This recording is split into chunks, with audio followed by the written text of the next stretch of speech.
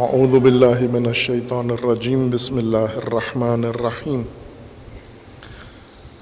الحمد للہ والصلاة والسلام علی رسول اللہ وآلہ آل اللہ سیما علی امیر المؤمنین علی ابن ابی طالب علیہ الصلاة والسلام وفاطمۃ الزہرا سیدۃ نساء العالمین والحسن والحسین سیدی شباب اہل الجنہ وعلی ابن الحسین ومحمد ابن علی وجعفر ابن محمد وموسیٰ ابن جعفر وعلی ابن موسیٰ ومحمد ابن علی وعلی ابن محمد والحسن ابن علی والحجۃ ابن الحسن القائم المہدی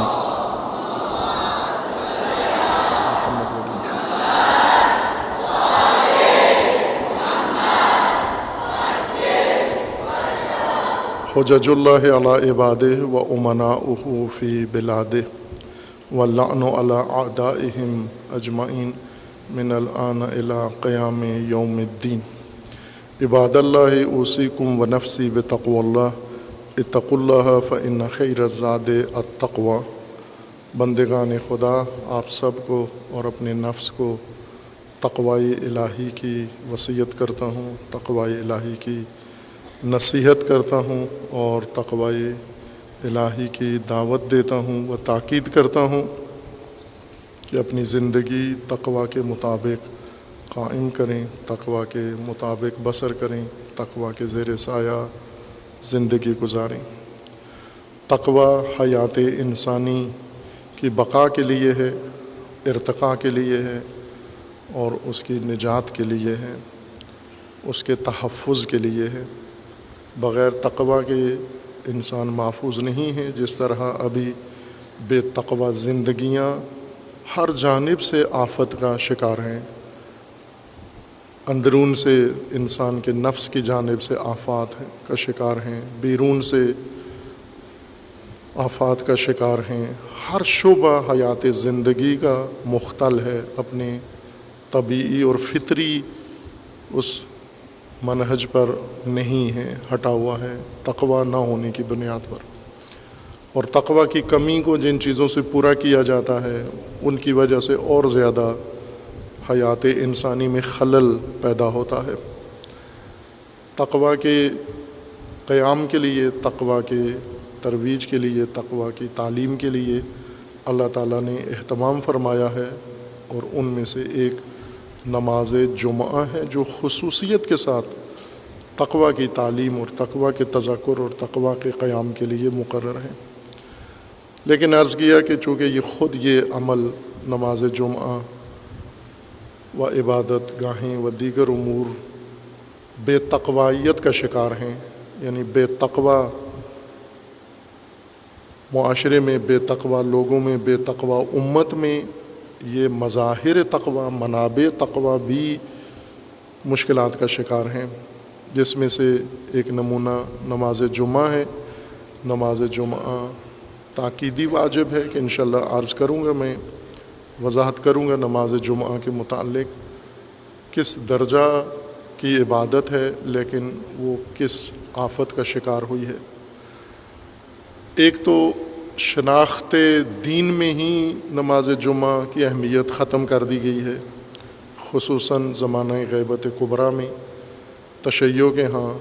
اس طرح کا اجتہاد ہوا ہے کہ سرے سے تقوی کی منبع تقوی جو نماز جمعہ ہے اس کی جڑ ہی کاٹ دی گئی ہے، اور اس طرح کے احکامات سے ظاہر جمعہ اہمیت کھو بیٹھا اور قائم ہی نہیں ہوا۔ صدیاں گزریں کہ یہ علاقوں میں مومنین ان کو معلوم ہی نہیں ہے جمعہ پڑھتے کیسے ہیں، جمعہ کی ادائیگی کیسے ہوتی ہے، کئی نسلیں ایسی گزر جاتی ہیں۔ آج بھی اکثریت کو آپ مثلا عزاداروں کو پوچھیں، یہ جو عاشورہ کے عزا میں متدین لوگ ہوتے ہیں، دیندار ہوتے ہیں، مذہبی ہوتے ہیں، اگر ان کو جمعہ پوچھ لیں کہ جمعہ کیسے ہوتا ہے تو نہیں معلوم۔ اگر طلاب و علماء حوضوں کے فارغ التحصیل نماز جمعہ انہیں پڑھانے کے لیے کہیں تو نہیں پڑھا سکتے۔ اس کی وجہ یہ ہے کہ ہمارے یہاں فقہ ہی مبنا ہی ایسا ہے کہ اس میں جمعہ اہمیت کا حامل نہیں ہے، چونکہ واجب تخیری ہے، آپشنل ہے، آپ کی مرضی ہے پڑھو نہ پڑھو۔ جب اختیار دے دیا گیا ہے تو انسان اختیار ہمیشہ اپنی سہولت میں استعمال کرتا ہے، کبھی بھی اپنی بہتری کے لیے اختیار استعمال نہیں ہوتا۔ تو ہم نے بھی اس اختیار کو بہت ہی غلط استعمال کیا ہے کہ بالکل ہی ترک کر دیا ہے۔ پہلے جمعہ تھا ہی نہیں، جب قائم ہوا تو اس میں اہل علم کم از کم شرکت نہیں کرتے۔ یہ ایک مبنی ہے جس کی وضاحت ہو جائے گی انشاءاللہ انہی خطبات کے اندر، لیکن یہاں جو جمعہ متروک تھا جامعہ میں، اس کا وجہ یہ تھی کہ اس علاقے کے اندر شرعی فاصلے کی مراد کیے بغیر نماز جمعہ پہلے سے 4 جگہوں پر یا 3 جگہوں پر، 3 پر تو مسلم ہے، چوتھا بھی شاید ہے، جہاں تک سنا ہے وہاں بھی جمعہ قائم ہوتا ہے، اور ان کا شرعی فاصلہ یعنی 3 میل ان میں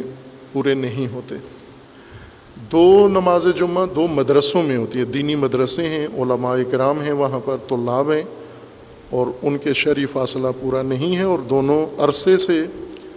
نماز جمعہ قائم کر رہے ہیں۔ مجھے یاد ہے جس دن جامع عروۃ الوثقیٰ کا افتتاح تھا 2010 میں، اکتوبر 2010 میں افتتاح، یعنی باقاعدہ تعلیمی سیشن شروع کرنا تھا ہم نے،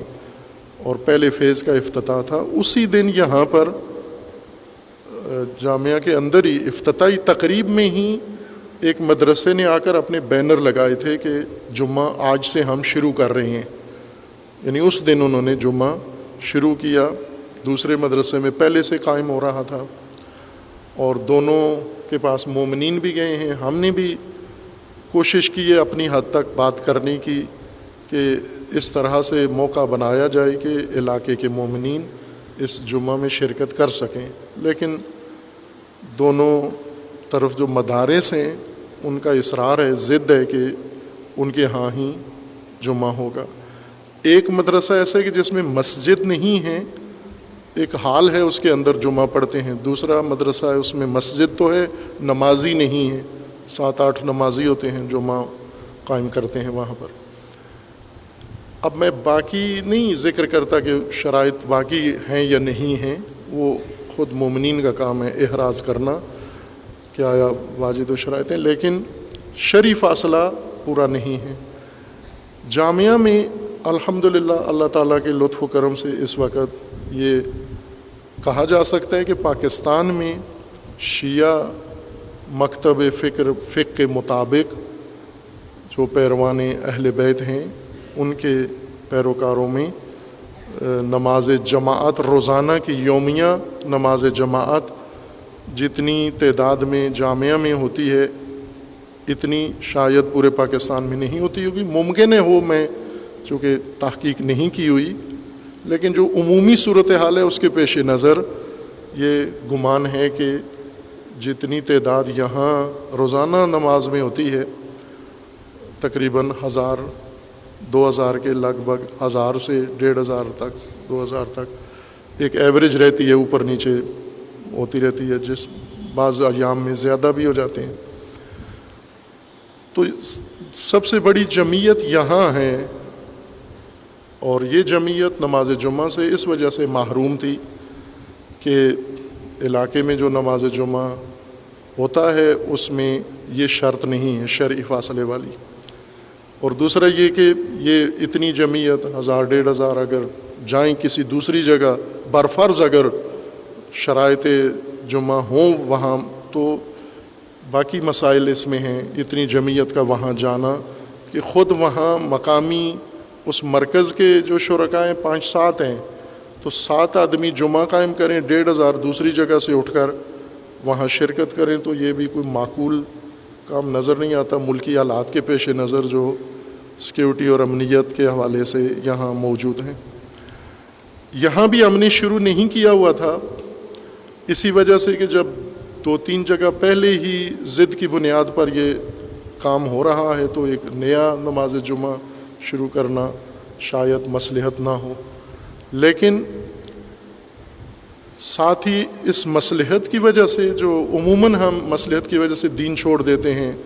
مصلحت کی وجہ سے فرائض چھوڑ دیتے ہیں، مصلحت کی وجہ سے اہم امور ترک کر دیتے ہیں۔ مصلحت نے ہمارا بیڑا تباہ کیا ہوا ہے، غرق کیا ہوا ہے۔ اس مصلحت کوشی نے حق چھپاتے ہیں، کتمان کرتے ہیں، حقیقت نہیں بتاتے مصلحتوں کی خاطر۔ وہ مصلحت جو ہمیں دنیاوی امور میں تو حاصل ہو رہی ہے، لیکن ہماری آخرت، ہمارا دین، خود ہمارا تقویٰ اس سے متاثر ہوتا ہے کہ کیسے با تقویٰ ہیں، کیسے مثلا علمی مرکز ہے کہ اگر نہیں ہے وہاں پر شرکت کی صورت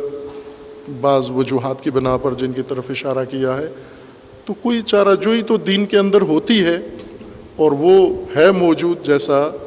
الحمدللہ آج سے اللہ تعالیٰ نے توفیق دی ہے کہ فتاویٰ بھی ہیں، امام راحل کے اور رہبر معظم کا بھی فتویٰ ہے، اور کافی ہے ولی امر مسلمین کا فتویٰ تمام فتووں پر فوقیت رکھتا ہے۔ اگر ولی امر مسلمین فتویٰ دے دیں تو پھر کسی اور فتوے کی طرف رجوع بھی نہیں کرنا چاہیے، نہ مقلدین کو نہ غیر مقلدین کو، وہ کافی ہوتا ہے، مجزی ہوتا ہے۔ اگر نہ کہوں کہ لازم الاتباع ہوتا ہے، مجزی ہوتا ہے۔ حکم تو سب کے لیے ہے، بے شک کوئی مرجع تقلید ہو، مجتہد ہو، جو بھی ہو، حکم ولی سب کے لیے واجب العمل ہوتا ہے، لیکن فتویٰ بھی ہوتے ہوئے دیگر فتاویٰ کی ضرورت نہیں ہوتی۔ ان کے فتویٰ کے مطابق آپ کر سکتے ہیں نماز جمعہ قائم اس طرح سے کہ خطبہ زوال سے پہلے بھی ہو سکتا ہے امام کے فتویٰ کے مطابق ہی اور رہبر کے فتویٰ کے مطابق بھی، لیکن وہ خطبہ حتماً زوال کے اندر وقت میں شامل ہو۔ مثلا زوال سے پہلے آپ خطبہ شروع کر دیں، لیکن اس خطبے کا ایک حصہ حتماً زوال ظہر کے اندر بھی ادا کیا جائے، جیسا کہ ہوا ہے۔ ابھی مثلا زوال ہو چکا ہے اور خطبہ کا دوسرا حصہ وقت کے اندر آ گیا ہے، تو وہ شرط حاصل ہو جاتی ہے۔ اور جو نماز پہلے قائم کی جائے وہ نماز درست ہے، نماز جمعہ۔ اب یہ نماز جمعہ دوسروں کے مزاحم نہیں ہیں، پہلے سے جنہوں نے نماز جمعہ قائم کی ہو، یہ 4 جگہیں، انہیں کوئی اس سے اثر نہیں پڑے گا، نہ ہی ہمارا ان سے کوئی ضد یا ان کی ضد میں نہیں کر رہے، بلکہ یہ جو ترک اطاعت و ترک واجب کیا ہوا تھا اور جس پر اللہ کی بارگاہ میں استغفار بھی کرتا ہوں، میں اپنی حد تک توبہ بھی کرتا ہوں، معافی بھی اللہ تعالیٰ کی بارگاہ میں طلب کرتا ہوں کہ یہ ہم نے مصلحت اندیشی و مصلحت کوشی کی خاطر اس کو چھوڑا ہوا تھا، اس فریضے کو، جبکہ گنجائش نہیں تھی۔ جس طرح کی تاکید ہے نماز جمعہ کی، اس کے مطابق اس کی گنجائش نہیں تھی۔ ادھر کوششیں کی ہم نے کہ کوئی صورت بن جائے، لیکن وہ حضرات راضی نہیں ہوتے، بلکہ بہت ہی نامعقول وجوہات سے۔ مثلاً ایک مدرسے کے جو متولی ہیں ان سے کہا گیا کہ آپ دستبردار ہو جائیں، تو انہوں نے کہا کہ شرعی فاصلہ پورا ہو جاتا ہے اگر آپ یو ٹرن لے کر آئیں، یعنی سیدھے نہ آئیں، آپ جا کے پہلے فیروز پور روڈ پہ چلے جائیں، پھر کلمہ چوک سے یو ٹرن لے کر آئیں، تو 5 کلومیٹر سے زیادہ بن جاتا ہے۔ تو 5 کلومیٹر ہی طے کرنا ہے نا، تو آپ گھوم کے چکر لگا کے پورے کر لیں۔ اب یہ مذاق جب دین کے ساتھ ہو تو پھر ظاہر ہے کہ نہیں ہو سکتا اعتماد۔ تو ظاہر ہے کہ جو جمعہ کی اہمیت ہے، افادیت ہے، وہ 10 سال تو ہو گئے ہیں، اور اس 10 سال میں کوئی آگے امید بھی نہیں ہے جس طرح کے ان کے عزائم ہیں۔ تو پھر مناسب راستہ یہی ہے کہ یہاں پر ہم نماز جمعہ اس ترتیب سے جو امام و رہبر معظم کے فتویٰ کے مطابق بھی ہے اور درست بھی ہے کہ ہم نماز جمعہ اس طرح سے انشاءاللہ قائم کریں گے کہ وقت کے زوال سے پہلے انشاءاللہ خطبات شروع ہو جایا کریں گے، اور ایک حصہ خطبے کا زوال کے اندر انجام پائے گا تاکہ شرعی تقاضا پورا ہو جائے اور نماز اپنے وقت پر ہوگی۔ اور چونکہ یہاں کے نمازی ادھر تاثیر گزار نہیں ہیں، اور وہاں کے نمازیوں نے ظاہر یہاں نہیں آنا، چونکہ وہاں جو نمازی جاتے ہیں وہ 1 بجے ہی جاتے ہیں، جنہیں چھٹی 1 بجے ہوتی ہے،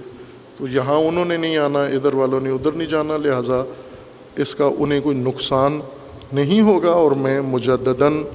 بارگاہ خدا میں استغفار کرتا ہوں استغفر اللہ و اتوب علیہ، جو کچھ ہم نے یہ اس مدت میں نہیں کیا مصلحت کی خاطر کہ یہ کیا تاثر پڑے گا، کیا فلاں ہوگا، اور شاید وہاں گنجائش نکل آئے، لیکن اصل کام یہی تھا جو آج سے شروع ہوا ہے کہ یہ پہلے دن سے ہی اہتمام کر لینا چاہیے تھا۔ بہرکیف اتنی جمعیت کا اس واجب سے محروم رہنا درست نہیں ہے۔ اور جس طرح محقق علماء شہرت یہ ہے کہ واجب تخییری ہے، میں یہ عنوان کر دیتا ہوں، مطلب وضاحت اس کی بعد میں کروں گا انشاءاللہ۔ شیعہ میں فقہا میں یہ شہرت ہے کہ واجب تخییری ہے، محقق علماء کے نزدیک، اہل تحقیق کے نزدیک واجب تخییری نہیں بلکہ واجب تعینی ہے نماز جمعہ۔ تو اس قول کی بنیاد پر بھی چونکہ معتبر علماء کا قول ہے، یہ غیر معمولی اہمیت کا قول ہے، اس وجہ سے احتیاط کا تقاضا بھی یہی ہے کہ حتماً نماز جمعہ قائم ہو، چونکہ واجب تعینی کا قول موجود ہے۔ اگر نہ بھی کوئی قائل ہو یا ایسے مجتہد کا مقلد ہو جو واجب تعینی کے قائل نہیں ہے، تو بھی احتیاط کا تقاضا یہ ہے کہ اسی قول کی مراد کی جائے۔ ثانیاً یہ کہ شہرت ہے، لیکن یہ شہرت واجب تخییری پر فقہ شیعہ میں کوئی دلیل نہیں ہے۔ واجب تخییری ہونے پر جو ادلہ موجود ہیں جمعہ کے متعلق وہ ساری تعینی کی ادلہ ہیں، لیکن شہرت تخییری کی ہے۔ اس کی وضاحت کروں گا انشاءاللہ کہ یہ قول اجتہادی قول ہے اور کس مبنا پر یہ شہرت پیدا ہوئی ہے وہ بھی اشارہ کروں گا جس حد تک ضروری ہے۔ اللہ تعالیٰ سے دعا ہے خداوند تبارک و تعالیٰ ہم سب کے و تمام مومنین کے تقصیرات، قصورات اور کوتاہیوں کو معاف فرمائے انشاءاللہ، اور جو مومنین اس دنیا سے گزر گئے ہیں اللہ تعالیٰ ان کی مغفرت فرمائے، اور خداوند تبارک و تعالیٰ مومنین کو آفات و بلیات سے محفوظ فرمائے، اور زلزلہ زدگان جو کشمیر میں پاکستان کے علاقے میں زلزلہ آیا پروردگار ان حادثہ دیدگان کی مدد فرمائے، اور ان زخمیوں کو خداوند تبارک تعالیٰ شفاء کاملہ عطا فرمائے، اور جو لوگ بے گھر ہوئے ہیں پروردگار مومنین کو توفیق دے کہ انہیں آباد کرنے کے لیے مناسب اقدام انجام دیں۔ اعوذ باللہ من الشیطان الرجیم، بسم اللہ الرحمن الرحیم، قل هو اللہ احد اللہ الصمد لم یلد ولم یولد ولم یکن لہ کفوا احد۔